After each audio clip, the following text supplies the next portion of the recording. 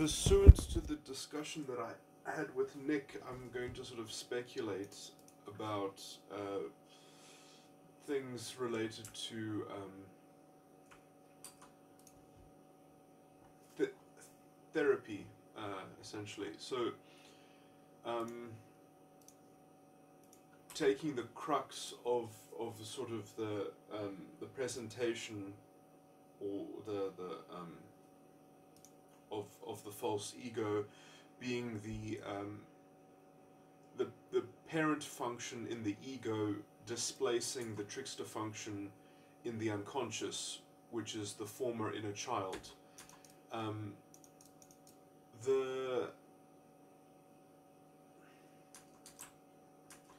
Never mind the sort of the explanation of that in terms of its final cause, in terms of that it's done for the purpose of the child, in the ego, in some sense. That aspect, I think, can be more relatable to the sort of the ontological conduit between the unconscious and the ego, namely the subconscious, and sort of the so like the explanation of sort of motivation or purpose for the parent, in terms of sort of where it ends up. That is sort of not the proximate issue. The proximate dysfunction is the sort of, in some sense, the parent's extended magisterium of managing the issue of the trickster function.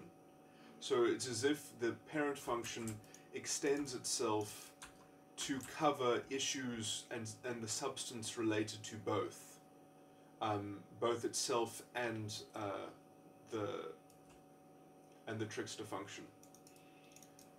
And so the parent becomes the manager of both simultaneously, and it is that sort of that compounded magisterium of the parent function that is also probably where the label of each type gets its sort of I think that is a pretty good summary where the label of each MBTI type, so the strategist of the INTJ is denoting how the TE is treating FE, that it's strategizing in order to displace FE.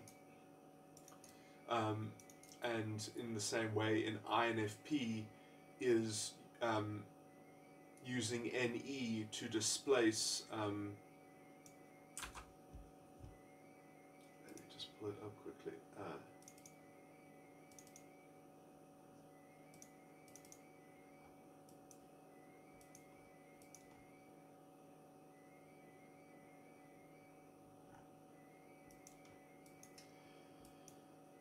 Is using NE to displace SE. And so that gives it the label or the title, the dreamer. Because NE is being used to manage SE as well as sort of cover its own ground. Okay, so that being the sort of the core functional, conceptual functional sort of problem. Now, okay, I'm going to skip past perhaps some elaboration of the functional aspects and the sort of and the juxtaposition with that, with the sort of the causative, motivational narrative that sort of involves the ontological sort of manifestation of and development of this pattern of and complex of cognitive structure, but. So I just want to speculate on therapy itself. So I would say that, first of all, MBTI perhaps could have some general tools of therapy to do with the depth in which the functions themselves are independently understood, and there has to be some overarching theory as to sort of the healthy disposition of each function used in harmony in some sense, or holistically. I think that that's probably lacking just from the people that I have spoken to in MBTI that have been very well read on particular subjects and have sort of quoted me things, have shown me texts that talk about the functions. The functions are generally well understood in a kind of in terms of how to identify them, but the philosophy involving them is not very strong, and the sort of the very nuanced details, the core details, are sort of I mean, I would even say our general culture suffers from the disintegrated way in which functions are sort of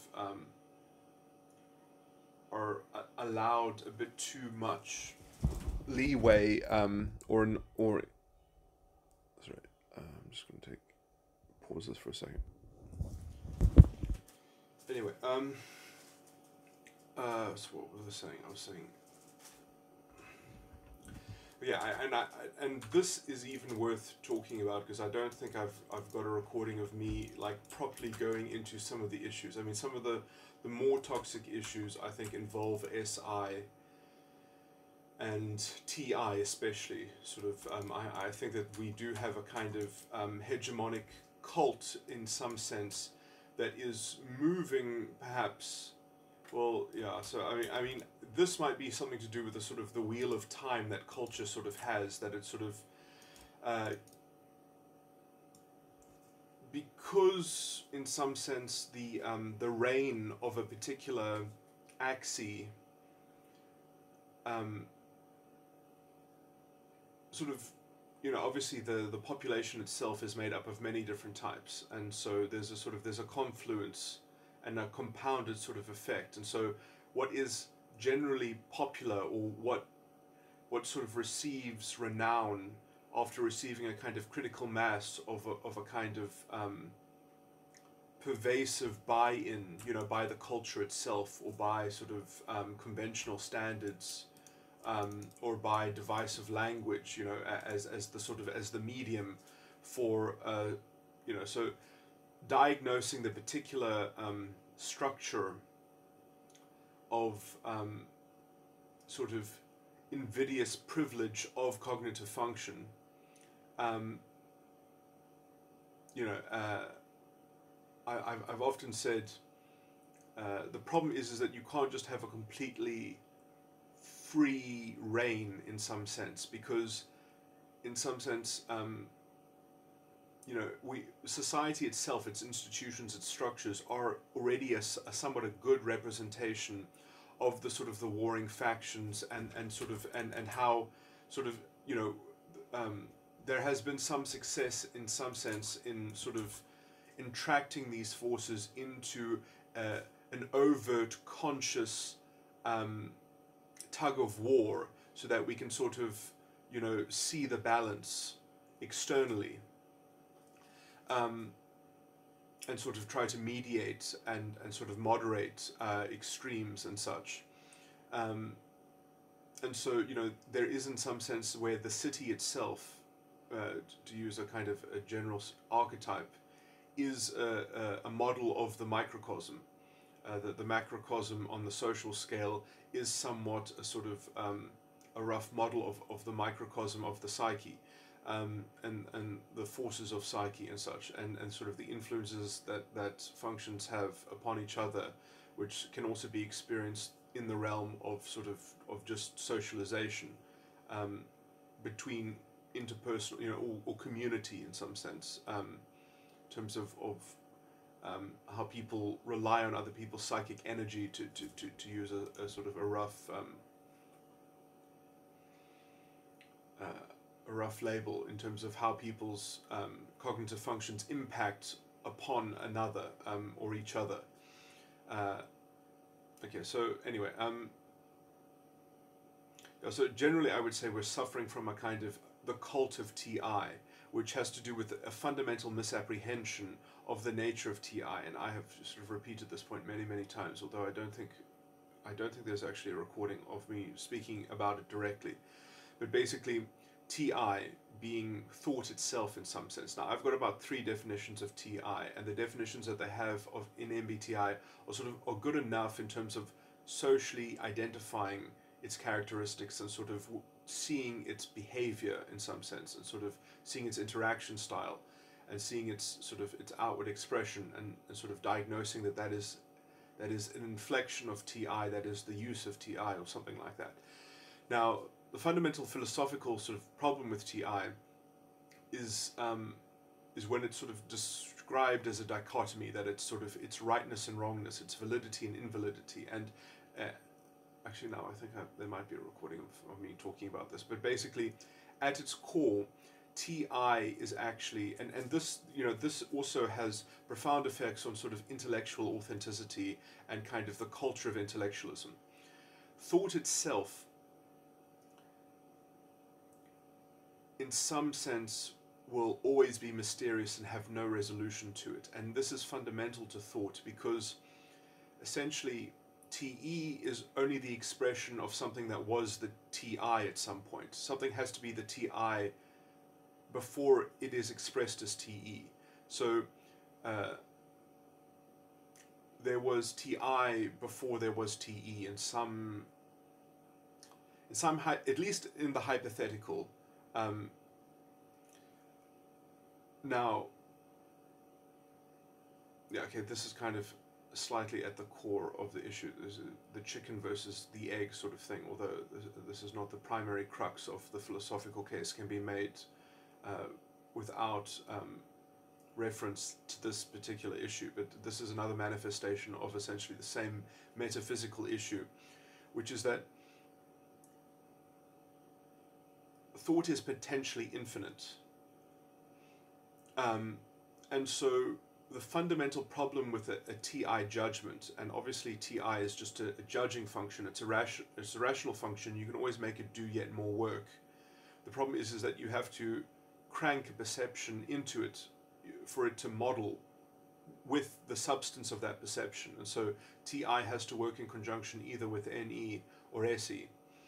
I think there are fundamental problems when people understand it in terms of SE, and so it's much better just to actually talk about it in terms of NE, because that is the more abstract case, and it is the more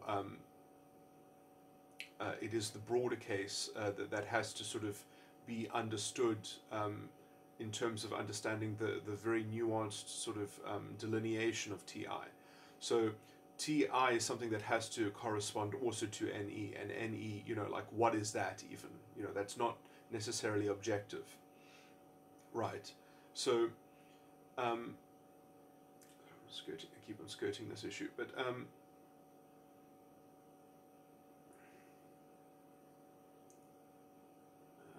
just find a way.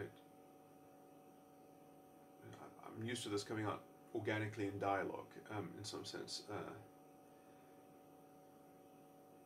I'm going to upload some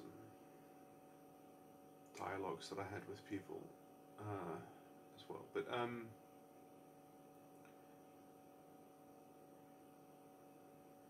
the fundamental problem with TI is that it never has a certain substantiation. It never has a certain justification. It's like a temperature reading. In some sense, the best way of cashing out what the judgment of TI is that it is a hint towards the truth. So TI as a judgment is a hint, and people have essentially obscured this fundamental technical fact in some sense. And they have instead saying, no, we want to consider it as being better than a hint. It's more solid than a hint. It's a piece of the puzzle. It's actually a solid piece of the puzzle, and it is not even that. It really is not. And this often is supported by a kind of semantic confusion and convolution, in which people will actually, they will incorrectly say things like, well, for example, something like, to use a metaphor, the TI process that is represented by the methodology in science, which is sort of adopted semantically, sort of appropriated the label empiricism, which it can no longer claim to be if you philosophically understand what's really going on there. But in as much as sort of it calls itself empiricism,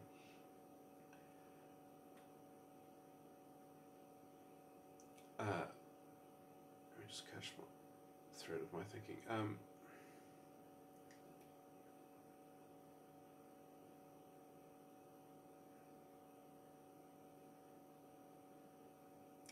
It does so by essentially saying about the results, let's say, of a scientific experiment after some hypothesis and then rigor was applied, that it says, okay, well, now we know that this could not be so, or this could be so. They essentially, they say that is what we can decide from the TI process. I'm using this as a metaphor. The TI process in science is that this could be true or this couldn't be true, but that is entirely untrue. That is not, that just does, is actually not technically, the language of that is intellectually fallacious.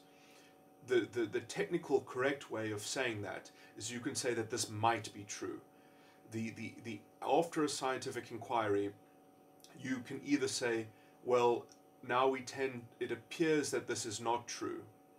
It appears that it could not be true, or it appears that it could be true. And what that actually, when you actually configure that phrase into a technical statement of fact, the closest thing you get to certainty is that it's a question of might. And now you see how worthless might is. Might really is a hint.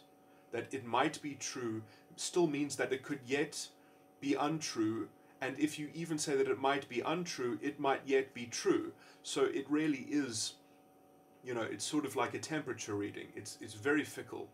It doesn't have a quantitative compounding value in which you can sort of start to accumulate something like a snowball effect of authority. That is a fallacious form of authority. So if you start to compound hints together, you might get one very large hint, but it still is not confirmation. And there's a fundamental thing here, which is that you can never observe a correlation to be causative. That's just a deductive fact. You can't get over that. You can never observe a correlation to be causative. That is, in essence, an ascription that is determined by TI. I think what I've got is the best sort of technical definition of TI, which is, let me get it quickly.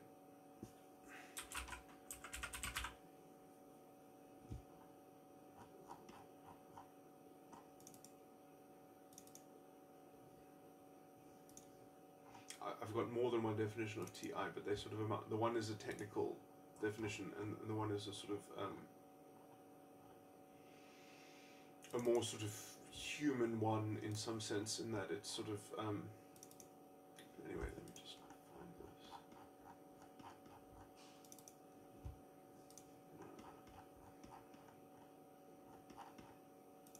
Here we go. Okay, so my technical definition of TI is determining and applying a substantiation to a correlation.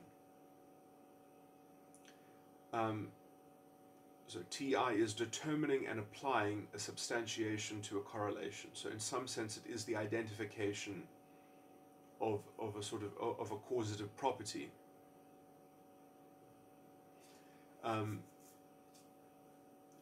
But the problem is that it can also sort of be technically derived into sort of just being a mere description, and that description is always tentatively contextual to the very particular process at which that TI was arrived at. And that process is essentially made completely invalid at just a minute sort of change, because essentially, because thought is fundamentally potentially infinite, at some point TI has to stop taking inputs to create its output of determining and applying a substantiation to a correlation. And so, in some sense, the content of that substantiation is incredibly tentative, and in fact it is fundamentally specious in some sense. And so the only way to sort of cleanse it of that speciousness is by always tagging on the very incomplete and uncertain constellation of inputs that essentially will always be fudged. It is impossible to come to a TI conclusion without fudging. In some sense, you have to stop searching for data and you have to take a survey of the data. You have to make a reduction in some sense, or at least you have to make a reduction in the sense that you have to sort of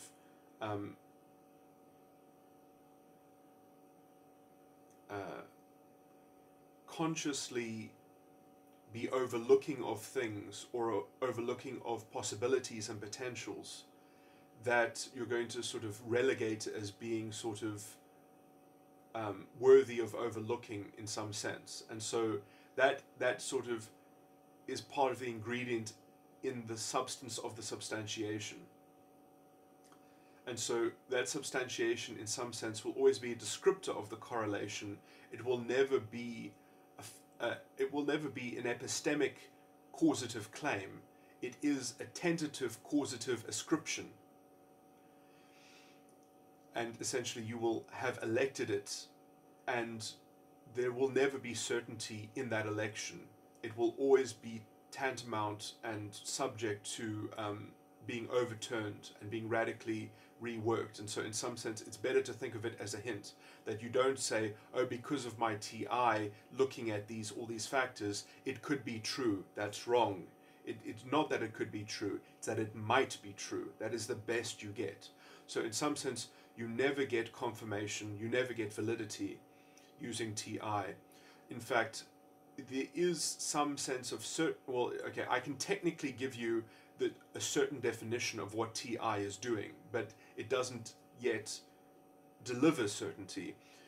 And so that, and so a lot of people think that TI must have a perfect symmetry with FI, because FI can tell you what is good and bad. Therefore, TI must be able to tell you what is right and wrong, where that symmetry doesn't actually exist. And I do think I made a recording kind of on this, but in some sense they are both. There is a technical symmetry between FI and TI, and that is basically that FI is symbolically complete because it actually ascribes a positive value. It actually says this is good. In fact, FI doesn't say that something is bad. In fact, it only says that it is good. And by contradistinction, you can know what is bad by what is not good. And so because it has a symbol of what is good, which is naturally a universal, it is symbolically universally complete in some sense in that way. You can actually always rework FI into sort of salvaging some aspect of it. So like FI can die and be reborn. It can always grow as a seed into a more elaborate thing from a kind of symbolic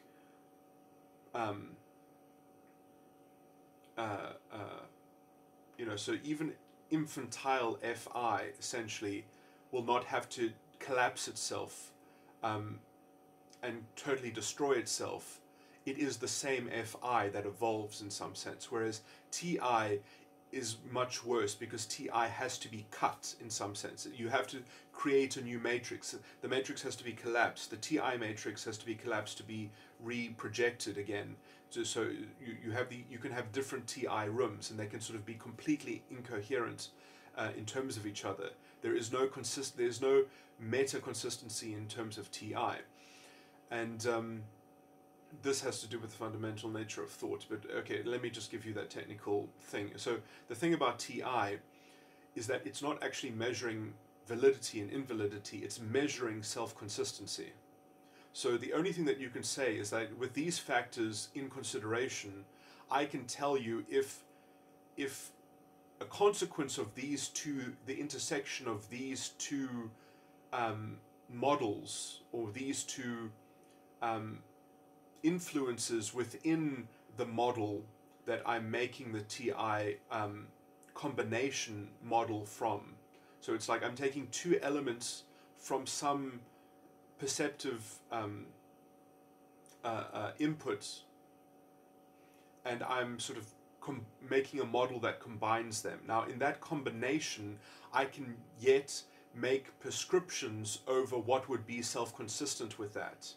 And I'm also talking a bit too loosely, because actually the proper technical way of saying it is that, in fact, it doesn't tell you what is self-consistent and what is not self-consistent.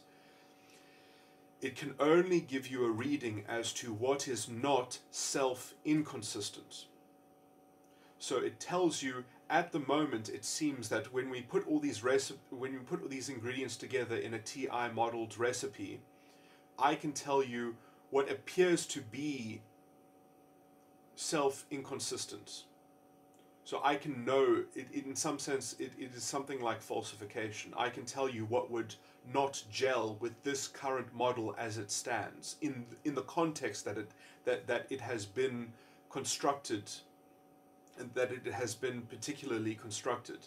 But because you can have no confidence in that construction, in fact, the only confidence that you could have ever had is if you had some dogmatic presumption about the basic nature of the universe being commensurate with TI, so that when you actually came up with TI things, you could say, actually, I've got a piece of the source code of the universe, because a piece of logic is a piece of objective reality, because objective reality is sort of deterministic or clockwork in some sense, or perhaps in more abstractly is the mind of God, and thought itself is a mirror of the mind of God in some sense. And so every clear thought that isn't, that is somewhat consistent with itself must be an aspect of authority, of divine authority in some sense. And sort of that always requires some level of dogma, that always requires this sort of presumption that TI is the fundamental constituent of reality. So that is fundamentally problematic, is that it only gets away with itself as being some kind of certain reading if it gets away with essentially saying everything else is subsequent and I am prior. So you have to really believe that TI is the most sort of pure form of judgment, and that it is superior to all other judgment, in order to actually give it a sort of a certain value. Is that you have to make it the primordial, what do they call it in alchemy?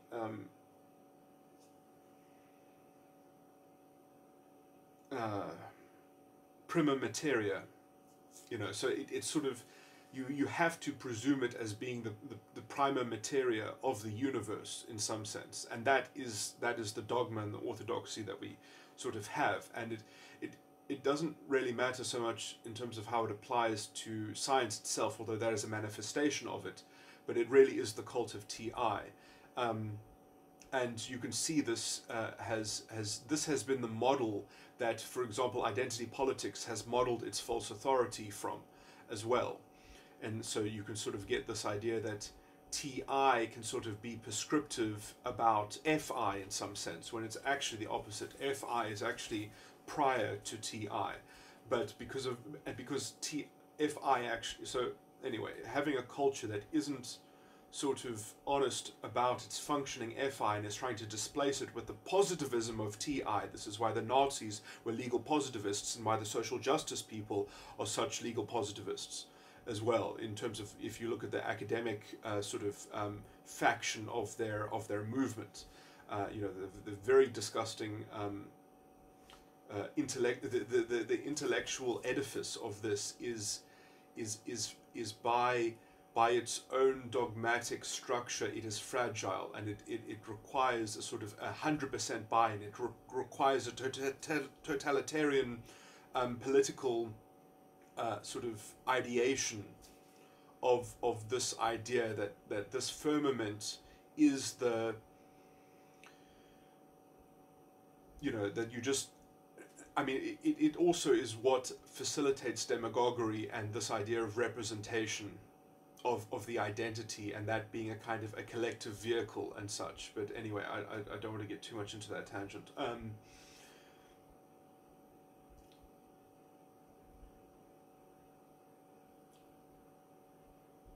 That representative aspect of the sort of the collective experience, that in your identity, that sort of that tokenism, that dehumanizing reduction of life itself into identity, that is a TI construct, really. Well, I mean, obviously, it's obviously it has to be expressed in TE, although it falls apart in terms of TE very, very quickly. You know, it really is an incoherent shambles of a philosophy, which is why they have to sort of insulate against that by sort of just creating more sort of TI dogma that sort of stops the certainty from being questioned. You know, so you know, it really has to do with this idea of certainty. And this really has to do with this primary. So they can pretend to be quite sophisticated because they can do a kind of science. They can say, well, you know, these things could be true, and these are this is the best thing that we have to go on, and these are the things that we have to contend with. Not seeing that it is all in fact a manifestation of a presumed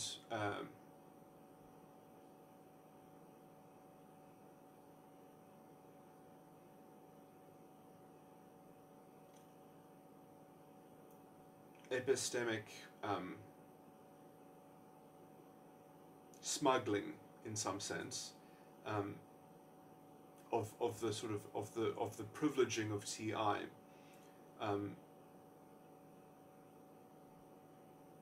as everything being sort of reducible into it, and that being a valid sort of translation of life. But sorry, the other point that I was going to make is that yeah, because you know, these things have a metaphysical parallel to the kind of ideological corruption, and the corruption in terms of how it actually destroys the concept of integrity, the concept of fidelity. That, you know, trust becomes, you know, it sort of gets more and more hungry as it sort of translates more issues into itself, and it gets more and more brittle and sort of self-deluded as well, in terms of how the orthodoxy of its certainty. Okay, I was going to go on about how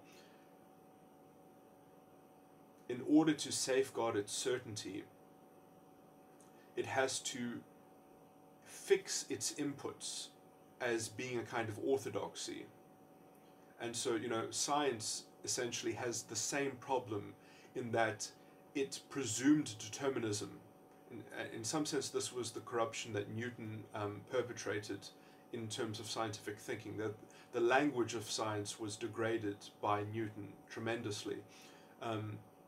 We used to talk about regularities, where now we talk about law.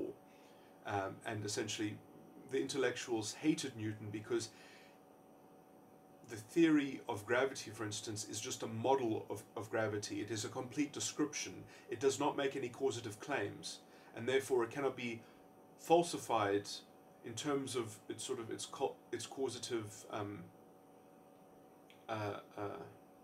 nature is never put under the falsification thing. And so at that point, science really stopped becoming empiricism at all, and it became this TI. We're building the TI puzzle up. We're going to sort of stack this TI on top of each other. You know, it's sort of exactly what the ENTP does in some sense, as a general archetype. It's sort of the accumulation of these TI hints compound into an authority in some sense. And you know, the problem is that you can create collections of TI, you know, in perpetuity. They're sort of, you know, it's somewhat a specious sort of stacking. It's if you're never going to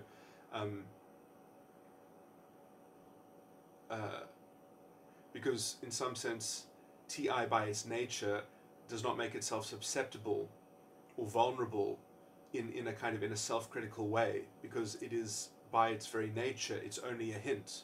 Hints have to be sort of short and sharp in some sense. Sorry, let me just get back to that. I'm still on a tangent, but I still want to go back to the core of the tangent.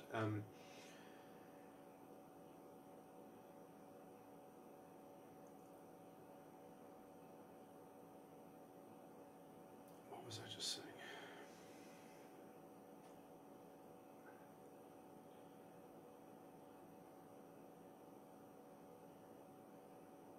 that science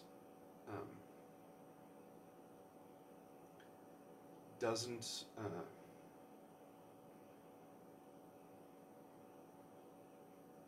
science presumed determinism, and that was because of Newton. Newton corrupted the language, and so Newton essentially was just like, let's make a complete description. In the same way, the theory of, that's why Darwinism is such a successful theory, is because it essentially, by definition, it is true. If you divide the whole world into a TI distinction between everything is either a random mutation or it is an environmental selective pressure, by definition that is a complete description. That is not an explanation of cause, but that is a complete way of describing a system in some sense. And so by definition, it almost cannot be proven wrong in some sense, as long as it just approximates the truth, you know. And so as long as it has a rational process that seems to approximate what we see, because it doesn't actually put the causative value of that distinction. It doesn't really test the causative value of that distinction. So it's sort of in the same vein as the Newtonian idea that you can just model things, and that the accumulation of these TI models will essentially create, I mean, I think the wish of Newton in some sense is that, well, when we get the last piece of the puzzle will sort of fit together, and then we'll have a full TI picture, and then we will know that TI actually was the prima materia. But I was just going to make the overarching claim that science essentially completely fell apart when Newton's gambit failed, because we worked out that determinism is not the operative feature of reality that the model essentially depended on. There is a presumption about time, the nature of time, in making full explanatory models. You have to presume something about, so it's science as it currently is sort of conceived in terms of its TI obsession and ideation will never be able to know anything about the nature of time, because it already presumes things about time in order to make its methodology operative and functional and sort of valid in some sense, or sort of, so it already has generated enough insight that it has debunked itself completely philosophically. It has no philosophical undercarriage. It is you know, the naked emperor, if there ever was one, you know.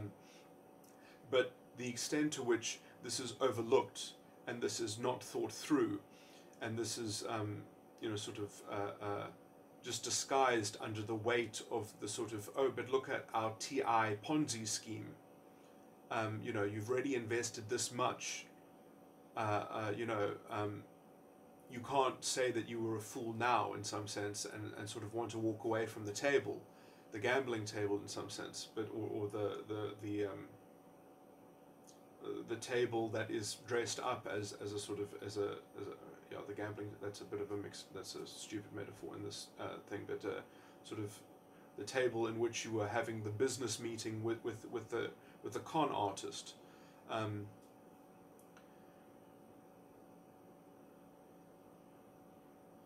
In some sense, Newton was a bit of a, could more confidently make the gamble, because he could say, well, we don't actually yet know if the table, I'm going to make a gamble that the table actually sort of is something, that there is something as the scientific table, that we can sort of do some dealing on it, and we can just sort of have some blind faith that if we sort of deal with this con man for long enough, that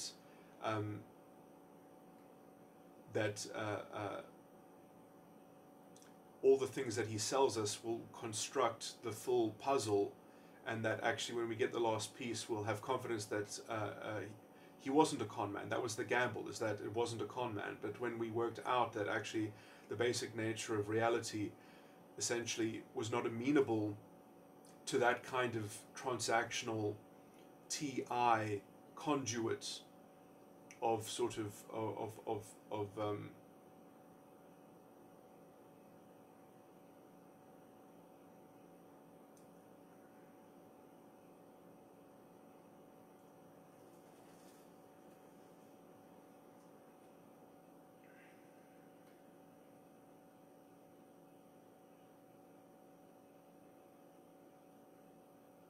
pinning down reality, I guess, in some sense. I was just trying to make a more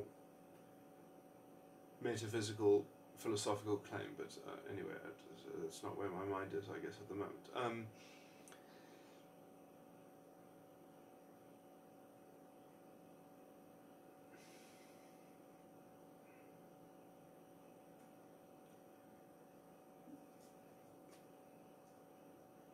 And so the real weakness in TI really comes from that it is determining and applying a substantiation to a correlation.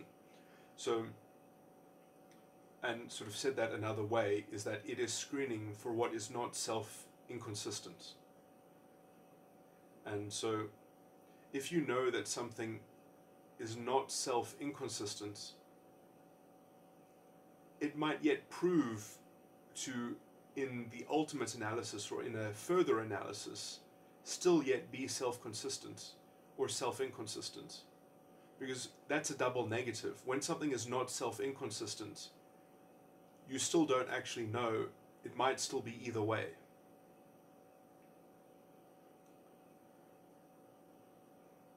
Yeah, so it doesn't tell you anything about what could be. It only tells you about what might be.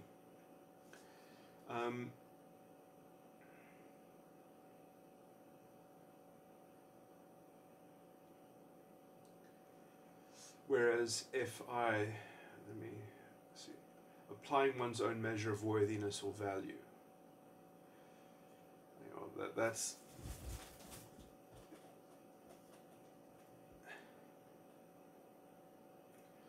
and so, I mean, I guess, you know, the thing about FI is that it is intrinsically associated with a self in some sense, self in terms of mind. And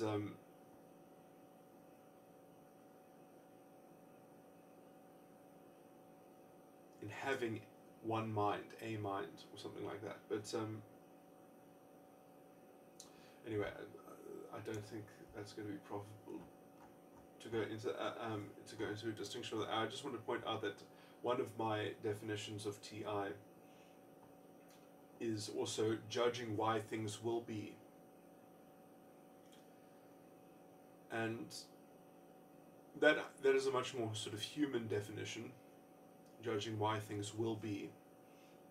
It is, to sum it up in one word, it is a fundamental sorry,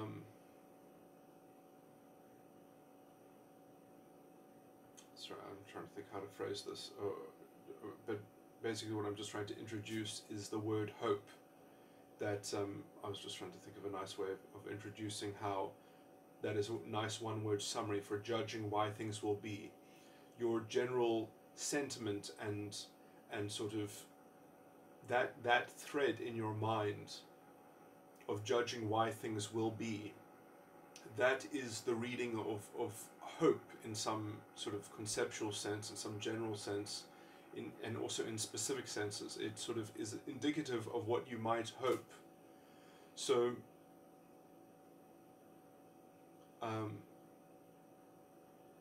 mean, that perhaps puts too much of a positive spin on it, but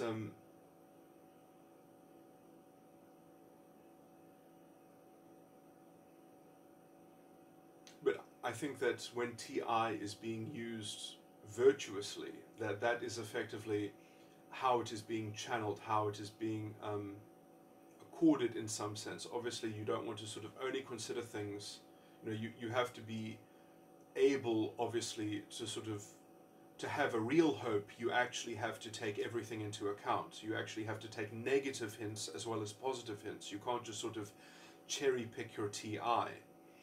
And in some sense, this is the problem with many TI users and with the general intellectual inauthentic utilization of TI, is that it's a specious hope. It's not a fortified hope, or it's not a okay, you can think of whatever adjectives you can. I'm my words are failing me slightly, but I mean basically what I'm saying is that I basically already said it as well. Is that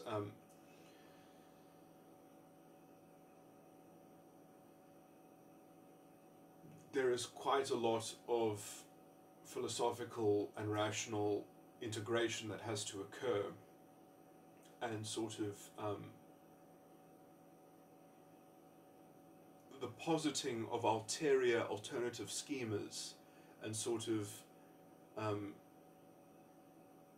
there's a lot of work that has to be done in terms of FI. The sort of to have a real hope, you have to really be aware of all the darkness implicit in a lot of things, and so the kind of the spiritual discerning around the different elements and how those coalesce and sort of impinge, all those issues. So I do think TI essentially does at some points have to become downstream of FI, but that also has other aspects that that I wanted to also get into, but basically my structure of the functions is much more elaborate because my model of the functions is much more complicated. In my system there are 17 functions, of which 12 of them are essentially used in terms of people's personality style, where the other 5 have to do with the core concept of being itself in some sense. Sort of the has to do with the awareness of the seat of consciousness, and the constituent sort of elements of that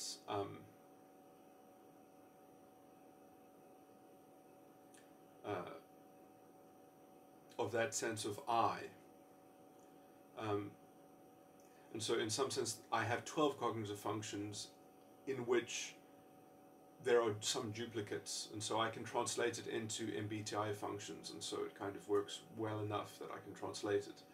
And so, I use the cognitive functions in describing those things, but they do have their own independent construction within my model, which is basically a metaphysical model which was developed before I developed my typology that corresponds to my metaphysical model, and then I've just essentially taken all that insight and applied it to MBTI thinking, because MBTI seems to be a good enough approximation of these things that actually it sort of, they have discovered like the types that I have, calling myself an INTJ and what I am in my own typology, they seem to correlate. So there must be something to MBTI, although I presume that some people will fall through the cracks because I have so many more types in my system, but that might also be a point of nuance, that essentially I might just essentially be looking at MBTI types and sort of having these intrinsic subtypes built within my system, because my system is somewhat a combination of something like Enneagram and MBTI, so that every particular MBTI type has within it also a fundamental Enneagram type in some sense, although I've got 17 Enneagram types, not 9. Anyway,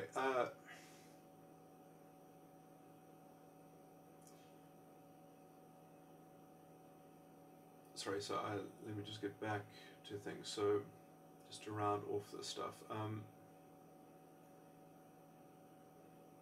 my functions, okay, so I was just basically saying that my philosophical conception of the functions is much broader and in a sense more robust, and therefore more capable of producing, I would say, a holistic integration and sort of a really pinning down of where these things are sort of overstepping their mark, because although there are probably insights that I need to integrate on myself, because I still have not treated myself therapeutically, because I have not found a solid method of therapy, which I'm still in the process of. I've got a whole dialogue that is actually speculating as to therapy, and in fact this recording was meant to be on that topic, or it wasn't actually speculating on therapy so much as it was speculating on an integrated model of how the sides of the mind ontologically and epistemologically function, and therefore sort of might elucidate how it might sort of be collapsed and sort of extricated, that the seat of conscious might extricate itself from that pattern of cognition.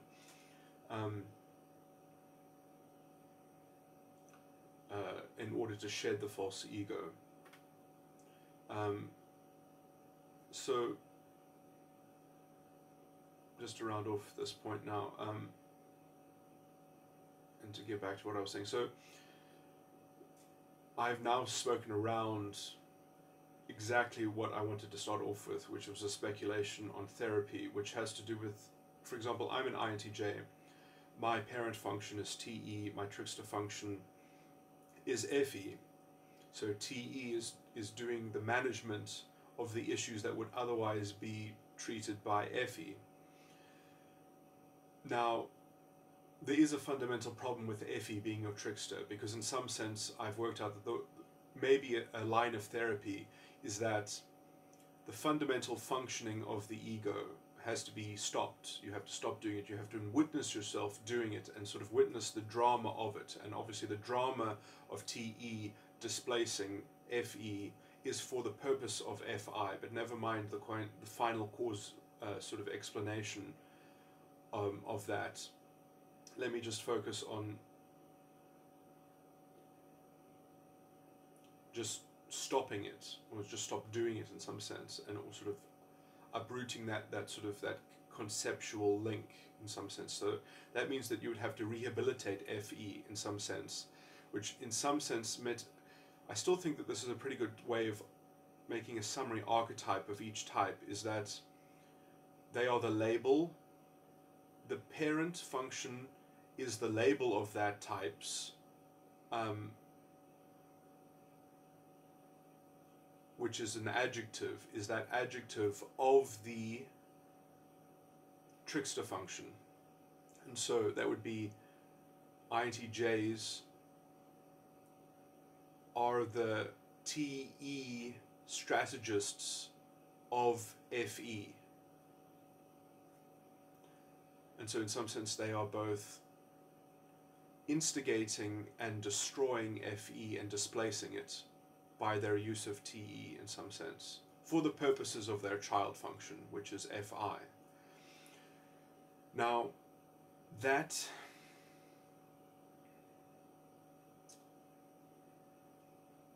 summary in some sense means that fundamentally, I think that this is what it means, is that all of life for an INTJ is reducible to a kind of FE problem to which their ego is the solution. And so the FE reductionism is really one of the overarching themes of having that MBTI type. So there's a kind of fundamental FE reductionism to sort of reduce, and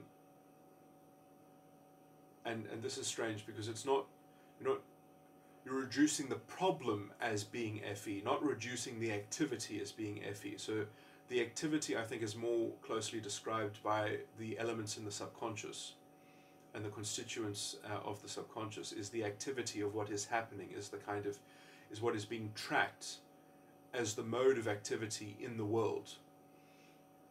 And then what you're thinking about that activity, what your sort of your recorded judgments about what is happening was primarily the inner child, or the former inner child, which is the unconscious, which has been manhandled by the ego essentially, and as the ego has asserted its dominance.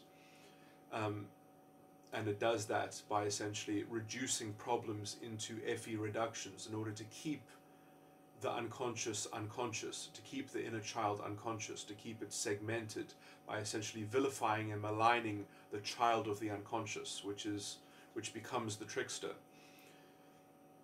so that the parent of the ego can assert its dominance over the child of the unconscious, or the child of the inner child, or the former inner child. So one of the things in terms of rehabilitating FE and sort of using it holistically and healthily or something like that is to sort of disambiguate the FE reductionism of problem. So there's an element to which FE is problematic, which is being made problematic in a fallacious way, that it needs to sort of, that accusation needs to be tempered, and at the same time the child and the ego is sort of going to discharge its overt significance, its sort of its disproportionate importance. So the elevation of the ego's child is going to diminish. But I do actually believe that FI, because of the nature of FI itself, but also just in general, the child, this might be different for the architecture of each type, but essentially the child might not actually have that much of a positive claim that was growing. The child might not have, to use a metaphor, the child might not have been sort of being overfed by the parent and sort of being very unhealthy. The child, in some sense, could have been completely shielded by the parent, and all the dysfunction was orchestrated by the parent and administered by the parent. And so it's more that the parent is abusing the trickster more so than the child. So it's done in favor of the child. It's done under the auspices for the purposes of promoting the child, but that doesn't mean that the child was actually promoted and that the child was actually overdeveloped. And so in some sense, I don't think, although the parent was motivated to do it for the child, that is its own internal causative sort of epistemological claim, it doesn't impact on the ontological structure. So that's just my way of differentiating these sorts of these elements. And so my primary sense is that now there is a problem with saying, okay, well, the first step to healing for you as an INTJ is you have to stop reducing every problem into an FE antagonism and being self-antagonized by FE. The fundamental problem with that, actually, I might not actually have this problem. I'm complaining preemptively a bit too much, maybe, because my FE is actually correlated to the 7th dimension of psychological reality within my model.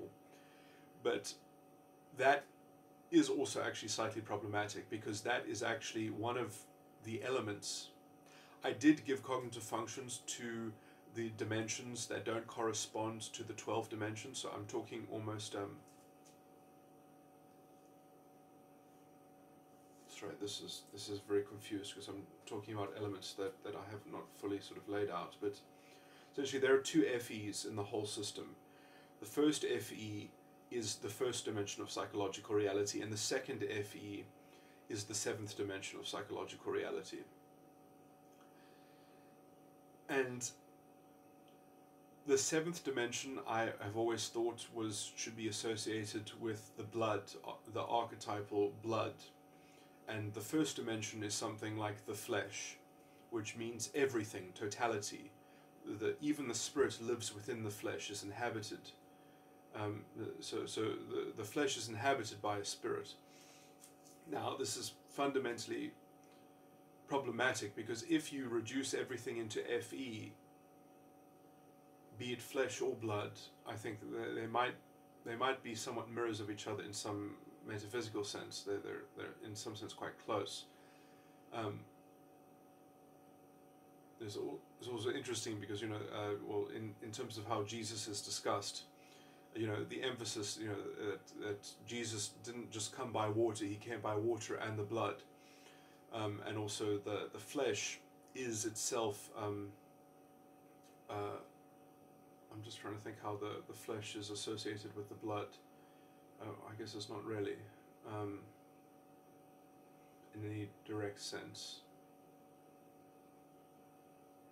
But in some sense, the blood is a good archetype of the idea of the spirit moving in the flesh, that the circulation itself and the composition of the blood is somewhat a repository of what you have currently motivating you in some sense. The blood is the medium of the organs and is the confluence of the medium between the brain and the organs. So sort of it is the conduit of the hormones, the signalers, the messages. It is all the messages in transit simultaneously. So in some sense, it is both it is the platform of your thought. Your thought is running off the energy that is in your blood. Your thinking is a mirror. The blood is a perfect physical manifestation for the content of your mind in some sense, because if you are feeling anxious, you still have the residual adrenaline that perhaps has not yet fully dissipated. It's still the component of the blood is the component of the awareness, of the seat of awareness in some sense. Okay, so anyway, that FE, okay, because I don't use it in my type, I don't in my thing. Okay, anyway, this is too much to just add qualification after qualification, but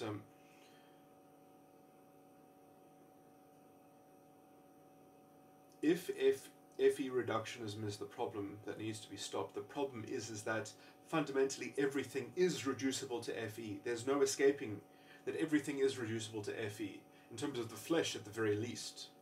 And in terms of the spiritual being, it is still reducible to FE in terms of the blood. So that is fundamentally problematic. You have to see something outside of that. Now, I've always had the inclination that part of my therapy would involve the sixth dimension of psychological reality.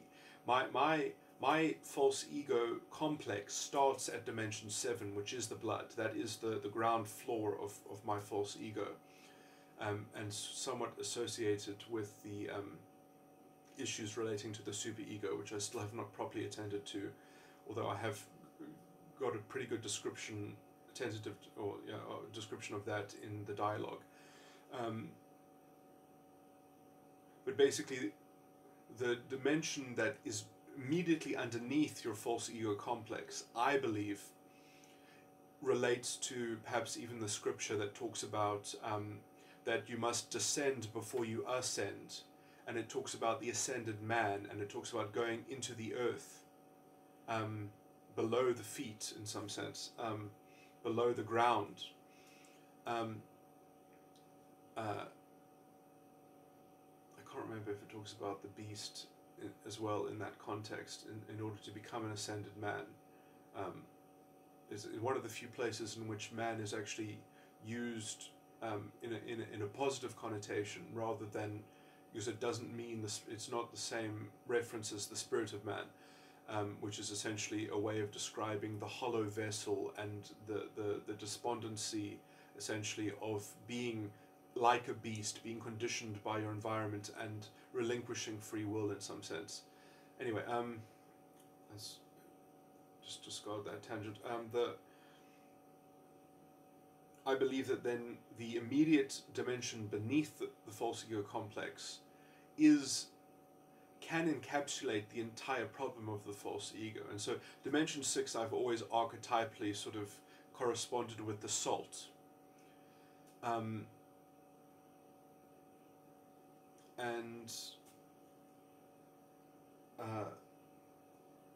this is embarrassing. I can't actually remember what the cognitive function of the sixth dimension is. I mean, I know its constituents, but that was this is embarrassing. Forget a detail like that I worked. You know, I have taken a bit of a holiday from the metagram aspect of my system, and I've just been working on metatype.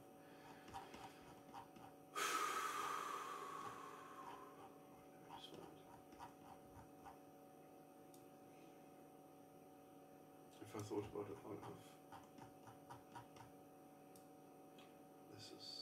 I'm not going to find it here.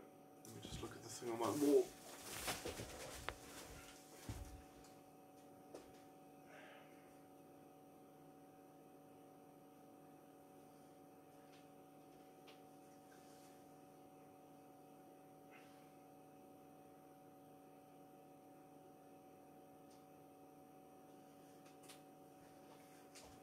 I didn't write down the functions on my wall because I've just been looking at metatype.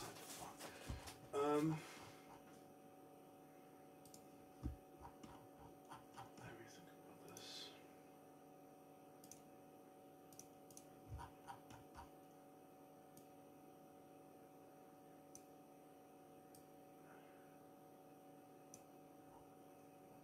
So many strange documents. Well, let me just look at it. So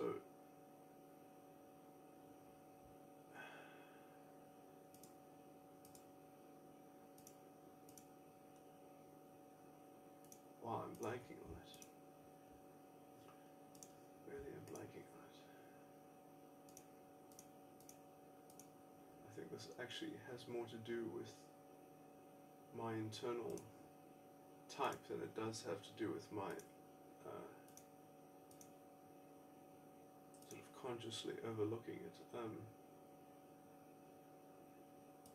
consciously forgetting, the memory being tailored.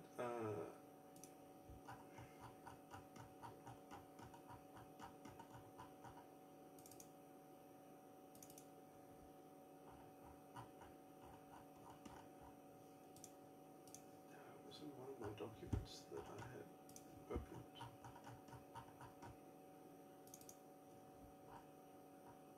Oh, here we go. FI. I thought it was FI. I don't know why I didn't want to say it. It's because there are two FIs as well. Yeah, it's strange because the sixth dimension, it's inverted, yeah, because the first dimension is FE and the second dimension is FI, and that second dimension is the spirit. And then there's almost like a mirror version of that where the sixth dimension is FI and the seventh dimension is FE. And that, anyway, I'm not going to go into that. That's sort of, that's a very sort of aesthetic symmetry, but that might have some interesting aspect to it, but I don't want to focus on that. Yeah, I did actually think it was FI. The salt, yeah, I've said that so many times before. But okay, so, well, that is a problem because that is my child function, I guess. So how could I disambiguate FE as being the reduction of all problems when it can be pretty universal? I have to undermine it with FI, and at the same time I have to try not to confuse that disambiguity with other similar functions. Anyway, what was the core of making this video recording was making the complaint, essentially, or sort of speculating out loud, that essentially because of the nature of FE being, it's broadly universal, yeah, so FI is actually, I call it the salt because to me it kind of symbolically is representative of what to call it, the dialectal property of things. And I do actually think I've integrated a lot of that into my thinking already as a kind of, as a general panacea. I mean, I did think I did a huge amount of work on myself in developing this whole system, which which I mean, I should have at least be able to get away with that, because I mean, I started doing this work when I was 7 years old, and it's been over 20 years of developing this model and sort of getting every aspect of it right. And so in some sense I do think that I've already done all the work, I just haven't sort of capitalized on it, because I simply don't have the confidence of saying that the system is done, saying that the system is integrated, saying that the system sort of works, and that only sort of comes in communicating it and sort of to prove to myself that it is a complete understanding. And because I've never sort of expressed it outwardly, I haven't sort of got all my ducks in a row, that it's all is this sort of congealed stew in some sense that that is itself an indictment of my I mean, part of my general purpose was to create a tool for people. In fact, I consciously created my own false ego to a large extent so that I could study the false ego better from an internal viewpoint.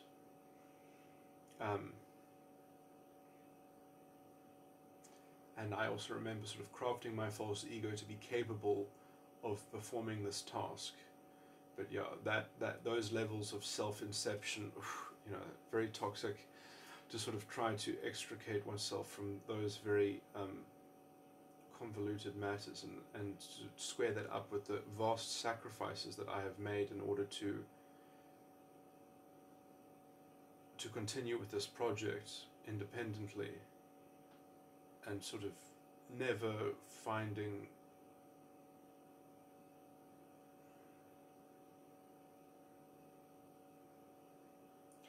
anyway, delving into self-pity is certainly not something that I would like to do on this recording, at least.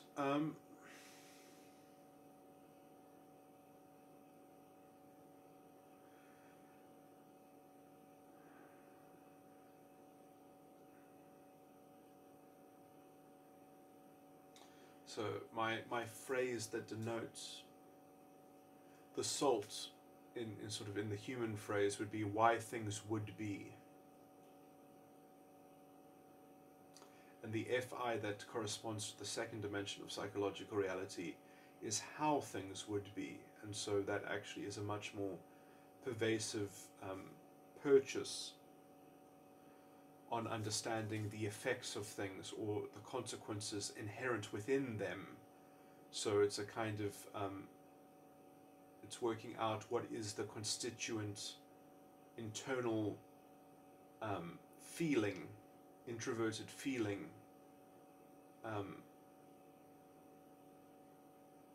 what is the significance in terms of how things would be. And then the salt is why things would be, which is a bit sharper than that. I mean, how things would be is a wider umbrella for why things would be in this metaphysical setup, and I think it would be hard to find actually a more thought out metaphysical setup. But yeah, I mean, there are stark claims made about philosophy that are implicit to these things, which are not fully I'm not fully going into those matters, and they're worth going into in the same way that I went into TI, although I wasn't really going into that from the ground up. I was sort of dealing with very particular issues, and so sadly that might not be the best way to contend with those matters. It would probably be better to start with the first dimension and explain how that works, and then explain how the second and the first dimension correspond, because that is the fundamental correspondence, which is essentially the essence of life itself. That is the flesh and the spirit.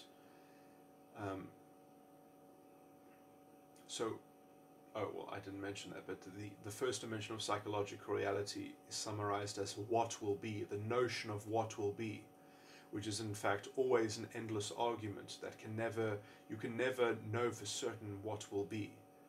You might know how things would be, that you can know for certain. That is the essence of understanding, is how things would be. That is the process of making understanding, of forging that corresponding value that is imbued into what will be, that actually animates the flesh, that animates what will be. So, I mean, in some technical, dry, abstract, disembodied reduction of life, you can say everything amounts to a cause of what will be. You know, it is the element of determinism. It is the hypothetical element of determinism that has no resolution of itself. It has no recognition of itself. Because you can have two things and you can say them, this is what will be, and you can say that is what will be, and this and that might be at war with each other. They might be inconceivable in relation to one another. They might be mutually exclusive. Like they might sort of not it is pure chaos in some sense. The fundamental problem with what will be is that it is a claim about the future, and the future essentially is a fiction.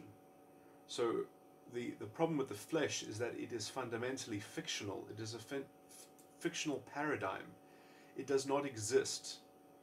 I would say that there is some spiritual confusion or religious philosophical confusion in this, that the Hindus, and also, I mean, it's not just the Hindus, but in their translation of the Gita, they often talk about the material world, although, I mean, you can't ever say this with too broad a stroke, because there are some sects of Hinduism that are perhaps more enlightened on some of these matters, but generally speaking, and I mean, this is a general defect that all thinking is prone to, is the temporal delusion, is because and in fact Christianity names this property as the prominent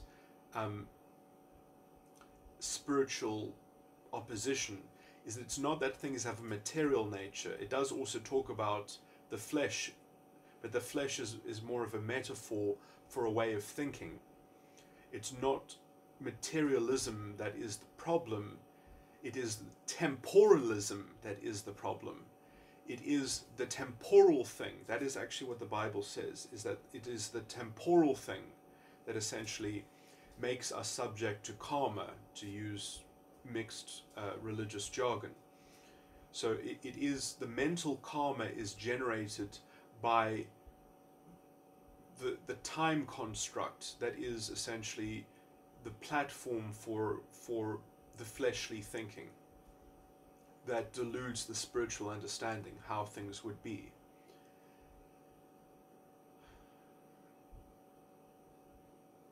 So, sorry, I know that this is slightly convoluted, but because you somewhat have to talk around it for some time before you can sort of get enough substance to sort of go right at it. Because I mean, I could give summary statements, I could give very technical things, but without the elaboration it doesn't quite work, because people don't have quite the same points of reference in terms of their use of language and their understanding of the words, the sort of the TI structures that they are familiar with,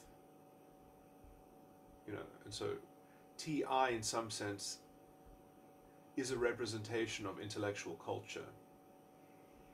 And we do need a more sophisticated intellectual culture that isn't sort of running on this this sort of dogmatic groupthink. But anyway, that isn't prone to the authority of groupthink. So let me get back to trying to make a persuasive argument for this sort of primordial, fundamental, conceptual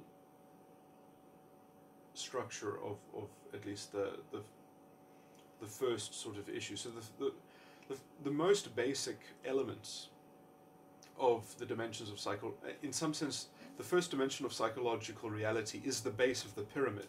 It supports the weight of the entire structure. If you look at it from a bird's eye view, it is the widest element, and the second dimension is actually it is diminishing the base. It is actually removing, it's actually cutting off some of it. It's saying, actually, I have a more particularized view. I am sort of, so I have a slightly higher vantage point. I exist on top of that thing, but I have something left out, and the thing that it leaves out actually makes it more sophisticated, it makes it more discerning. And so the very first distinction is how things would be, which is the essence of discernment. It is the discerning spirit, as it were, which is the real self, the true self, is that it is a judge. It is fundamentally a spiritual judge. And so how do you know how things would be? In fact, you have to have some sense of how things would be, even to consider what will be. You have to have an idea of character in order to sort of to have a notion of what will be afterwards, in some sense. And so within the spirit there's a major dichotomy, in that there are two major spirits. There is the spirit of God and the spirit of man, and that is scriptural jargon that you could, it's better to elaborate. The spirit of man is something that identifies only as the flesh, only as what will be. What will be is God. That is the spirit of man. That is the spirit of, that is the flesh, being led by the flesh. Is that what will be is the ultimate authority. And then there's the spirit of God, which is that authority is an internal, interior connection. It is the understanding itself. It is the idea that how things would be is the arbiter and the promulgation of what will be. So that the discerning spirit is identifying itself as being the metaphysical characteristic of power, in some sense. Now, I said characteristic. Characteristics are potentially universal. So if you meet something else with the same characteristic, there is a parity in terms of that characteristic. You might have, to use a metaphor, different quantities of the same characteristic. And so in a combined form, the one might exert more influence than the other. The one might have better discerning or more discerning than the other. And so in some sense, some are quickening and some are, well, in some sense, it must always be quickening to even sort of be accurate in terms of being of the Spirit of God. You know, so this is, and the process of quickening is not a kind of quantitative, ooh, I'm getting smarter, I'm getting smarter. It's more of the sense of my experience in life is constantly spiritually enriching, in the sense that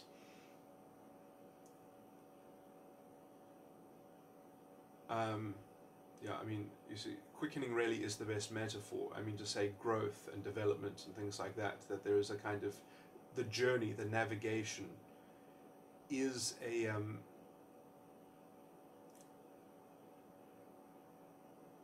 is something that is always getting better. So in some sense, it's always gaining in its understanding, or that its understanding is representative of a gain that is being accumulated. And the best metaphor for that is quickening.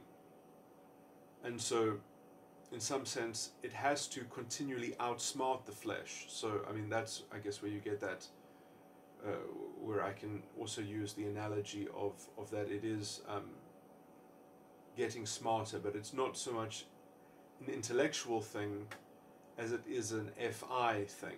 And so the way that you can, because everything is reducible, just as the flesh is reducible, so the spirit is reducible to yet create more sophisticated spheres of psychological reality. And so the third dimension of psychological reality is the first most mysterious one, which is one of the elements of the sense of self, which is a form of TI. And it is the idea of who I am.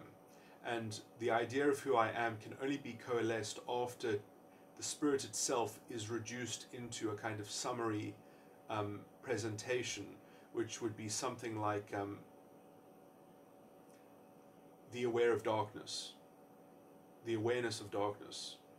So to be aware of darkness, then you can know who I am. And so this has to do really with the knowledge. In Proverbs it says the dark sayings of the Lord, that relate to giving knowledge and wisdom. The dark sayings. This is and Jesus himself says, if you want to be my disciple, you must hate your mother and your father and your brother and your sister and even your own life, to be worthy to be my disciple. That doesn't make you his disciple, that makes you worthy to being taught in some sense. And so that is the kind of darkness, awareness of darkness that you need. You need a stoicism to be able to because if you have attachments, if you have affection and love that you're not capable of discerning about because of your attachment, you are going to delude yourself. You're going to conceal thinking clearly about things. And I mean, this is effectively what all the TI stuff essentially does, is it creates sort of a presumptuous attachment that it just sort of smuggles in as a fundamental. I mean, identity politics does this with the identity, that the identity is a sort of, you must be attached to your identity, and that bond is really disgusting. It's really a kind of a racialist monster at its core. It's like, and it's all sort of marinated in the sympathy. So sympathy again is also a huge deluding thing. So in the same way that attachment and sort of affection, but also sympathy, is the biggest obstacle to that hate, that really calling it hate is a very clear and stark way of teaching the lesson. But it is the same thing that is being described in Proverbs, the dark sayings of the Lord.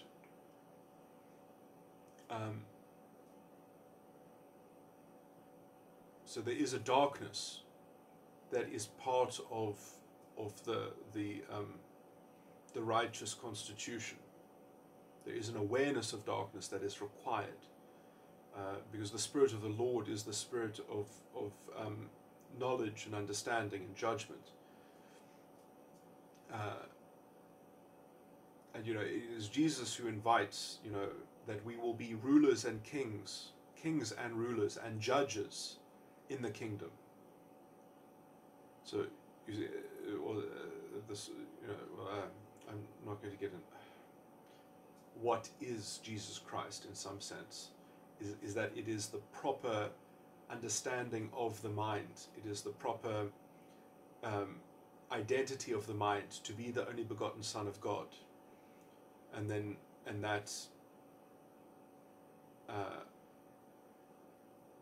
and to love your brother. That I think is a pretty good summary of what the core of the doctrine actually is. It isn't vicarious redemption. Jesus says, "Pick up your cross and follow me." He didn't do it for you, he showed you the way. So if Jesus is the way, he's not a vicarious redeemer.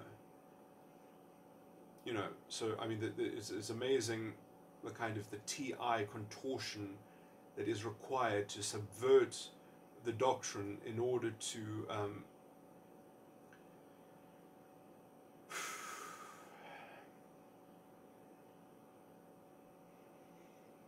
continue in the way of the world and the way of things, and such. Anyway, okay, I've probably exhausted myself and I'm getting way too tangential. So I'm going to stop the recording.